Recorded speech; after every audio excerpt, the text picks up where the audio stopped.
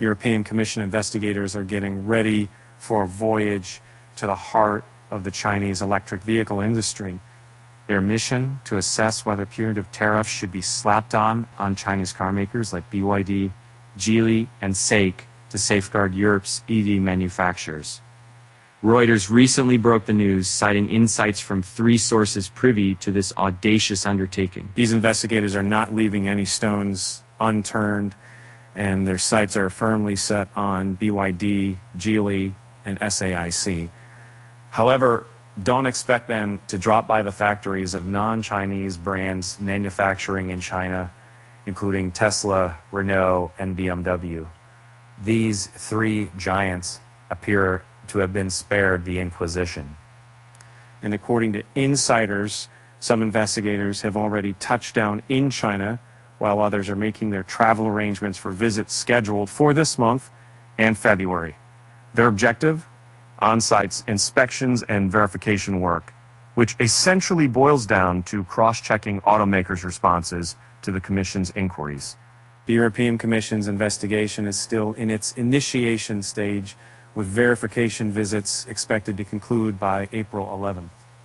Ursula von der Leyen, President of the European Commission, announced in the investigation back on September 13th. The primary aim was to evaluate whether China's EV supply chain had been buoyed by subsidies, and if these subsidies had were likely to cause economic harm to European EV manufacturers. The timeline for this inquiry is quite clear. A maximum of 13 months from initiation for the investigation to be wrapped up. If deemed legally warranted, provisional anti-subsidy duties might be imposed within 9 months of initiation, with definitive measures following within 4 months, or at the latest, within 13 months of the investigation's commencement. And China, not surprisingly, voiced its objection, alleging that the investigation lacked sufficient evidence and violated WTO rules. The Chinese Ministry of Commerce didn't mince words, labeling this move as blatant protectionist behavior that could severely disrupt and distort the global automotive industry. Stella Li, BYD's executive vice president, stated that the company would continue to strive for robust growth in Europe, cooperating fully with EU authorities to dispel any concerns about its production practices. Initial reports from last year indicated that Tesla was among the companies potentially benefiting from Chinese subsidies, a revelation uncovered during the EU's evidence-gathering phase.